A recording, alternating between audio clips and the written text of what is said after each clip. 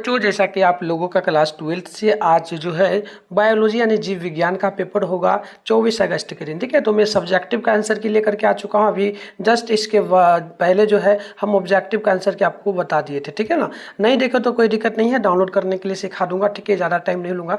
मैं आपको अपना नंबर दे रहा हूँ, आप लोग इस नंबर पर मैसेज करके व्हाट्सएप ग्रुप ज्वाइन कर लेना और नोट्स वगैरह ले लेना पढ़ने के लिए। और आगे आपका जो है ना मैथ का भी एग्जाम है, उसका पेपर हिंदी इंग्लिश सबका डालूंगा, तो चैनल को भी सब्सक्राइब करके नोटिफिकेशन कॉल पे प्रेस करके रखना। ज़्यादा टाइम नहीं लेते हुए आगे बढ़ते हैं। आप यहाँ से देखते चलो, ये रहा ऑब्जेक्टिव प्रश्न। पहला का जैसे कैंसर की मैंने आपको बताया था ऑप्शन सी होगा, दूसरा का मैंने बोला था ऑप्शन डी होगा। तो इस प्रकार से मैंने सारे क्वेश्चन का उत्तर बता दिया था। अब चलिए हम आपको सब्जेक्टिव की ओर बढ़ते हैं लेकर के, और सारे प्रश्नों का आंसर की बताते चलते। ठीक है ना, चलिए यहाँ से स्टार्ट करेंगे हम लोग और यहाँ से देखते चलिएगा। देखिए सब्जेक्टिव प्रश्न में क्या क्या पूछा गया है ये ध्यानपूर्वक देखना है। खंड व में बोला 1 से लेकर के 10 तक प्रश्न, 5 प्रश्नों का जवाब देना है, 2 मार्क्स वाला है।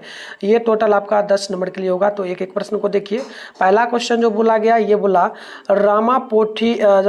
रामापिथेकस के क्या लक्षण थे। दूसरा क्वेश्चन है जो ना एलोपेट्रिक जाति उद्भव को परिभाषित कीजिए। और 3 नंबर है डार्विनवाद एवं नववादीनवाद में क्या अंतर है। 4 नंबर है जीवित जीवाश्म क्या है, उदाहरण दीजिए।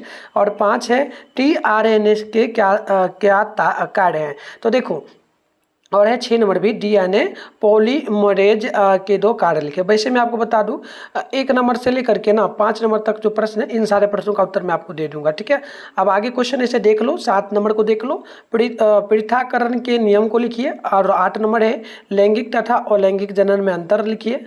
9 नंबर है पुष्प क्या कार्य हैं। और 10 है मौखिक गोलियां जन्म में जन नियंत्रण में कैसे मदद करती हैं। तो ये था आपका शॉर्ट क्वेश्चन। अब है लॉन्ग क्वेश्चन, 11 से 15 तक है। 3 प्रश्नों का जवाब देना, 5 नंबर वाला है।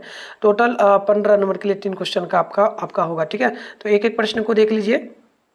पहला प्रश्न है लघु बीजाणु जनन का सचित्र बनाना है।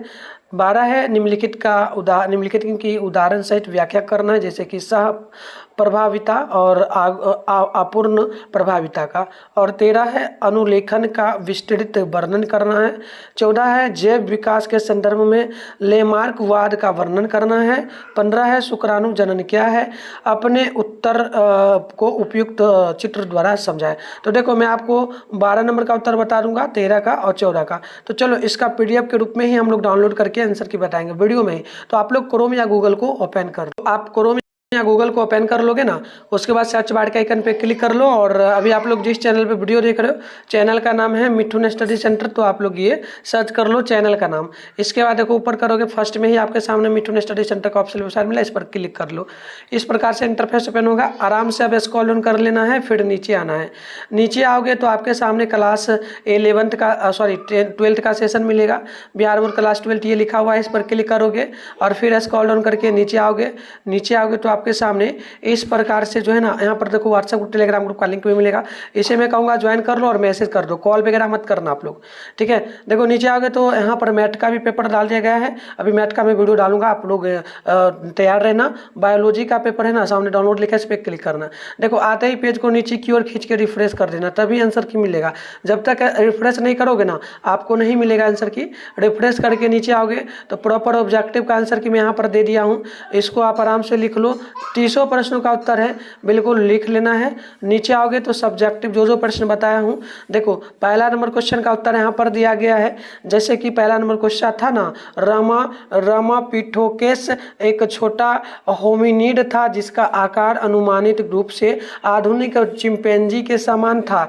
इसके दांत और जबड़े की संरचना सबसे अच्छी तरह से संरक्षित जीवाश्म अवशेषों में से एक है। खान पान के मामले में ये आधुनिक प्राइमेट्स के समान मुख्य रूप से फलों और पत्तियों से युक्त आहार की तरफ इशारा करते हैं। और यह है 2 नंबर क्वेश्चन, इसका उत्तर होगा इससे जातियों को परिभाषित करने, चूंकि जो ना अलगाव बाधाओं को परिभाषित करने, प्रजनन अलगाव को मापने आदि में कई मुद्दे उठते हैं। आगे है 3 नंबर क्वेश्चन का उत्तर। आप लोग यहीं पे आकर के आराम आराम से लिख लेना, बट मैं उत्तर बताता हूँ। 3 नंबर का देखो, डार्विनवाद और नव डार्विनवाद के बीच मुख्य अंतर यह है कि डार्विनवाद कहता है कि लाभप्रद लक्षण रूपी अंतर है जिन्हें आगे पारित किया जा सकता है। प्रजाति उद्भव की उत्प्रेरक शक्ति है, लेकिन नववादीनवाद कहता है कि केवल आनुवांशिक विभिन्नताएं ही आगे पारित की जा सकती है। आगे आप देखेंगे तो 4 नंबर क्वेश्चन का उत्तर यहाँ पर है, जीवित जीवाश्म वे प्रजातियां होती हैं जिन्हें पहले जीवाश्म के रूप में खोजा गया था और जिन्हें विलुप्त माना गया था, लेकिन बाद में वे जीवित पाई गई। ये प्रजातियां जीवाश्म रिश्तेदारों से बहुत मिलती जुलती और पहले के भूगर्भ समय में अपरिवर्तित रही। इनके करीबी रिश्तेदार आमतौर पर विलुप्त हो चुके हैं। आगे क्वेश्चन नंबर 5 का उत्तर आप लोग देखेंगे होगा, आरएनए इस भूमिका में कोशिका की डीएनए फोटोकॉपी है। एमआरएनए की कई प्रजातियां का उपयोग कोशिका के प्रोटीन निर्माण मशीनरी राइबोसोम की प्रक्रिया के माध्यम से आनुवांशिक कोड को प्रोटीन में अनुवाद करने के लिए किया जाता है।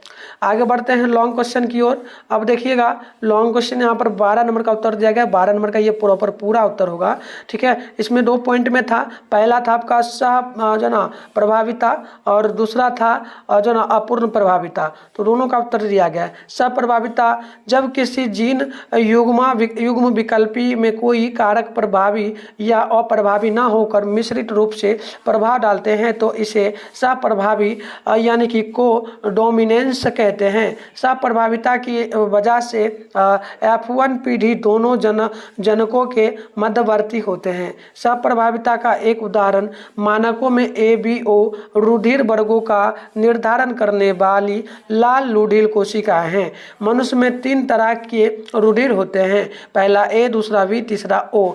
इन रुधिर वर्गों का नियंत्रण जीन करता है जिसके 3 युग्म विकल्पी होते हैं। जब A, B युग्म विकल्पी एक साथ मौजूद होते हैं तो वे सप्रभावी होते हैं और AB रुधिर वर्ग बनते हैं।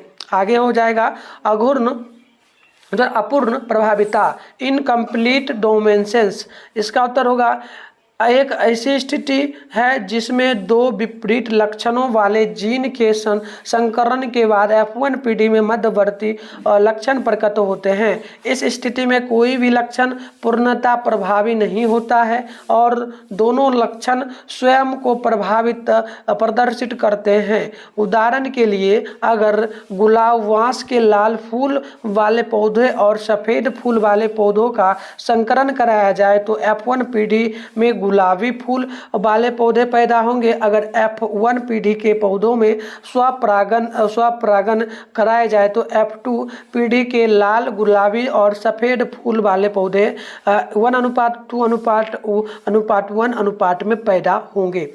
तो इस प्रकार से था आपका 12 नंबर का उत्तर। अब जो है ये होगा 13 नंबर का उत्तर। आप देखेंगे अनुलेखन, ठीक है। तो इसका हो जाएगा कि अनुलेखन प्रोटीन के निर्माण के लिए डीएनए पर विशिष्ट अनुक्रमण पाए जाते हैं। प्रोटीन के निर्माण के लिए आरएनए की आवश्यकता होती है, अतः डीएनए को टेम्पलेट के रूप में उपयोग करके आरएनए का निर्माण किया जाता है। इस प्रक्रिया को अनुलेखन यानी कि ट्रांसक्रिप्शन कहते हैं। आगे हो जाएगा 14 नंबर का उत्तर। तो ये होगा लामार्क की यह अवधारणा थी कि परिवर्तित वातावरण के कारण जीवों के अंगों का उपयोग अधिक या कम होता है। जिन अंगों का उपयोग अधिक होता है वे अधिक विकसित हो जाते हैं, जिनका उपयोग नहीं होता है उनका धीरे धीरे ह्रास होता है। यह परिवर्तन वातावरण अथवा जंतुओं के उपयोग पर निर्भर करता है। तो आप मैथ का पेपर यहाँ से आकर के डाउनलोड कर लेना और हम लोग इंग्लिश हिंदी में सबका आंसर के लिए आएंगे। आप चैनल को सब्सक्राइब करके रखना।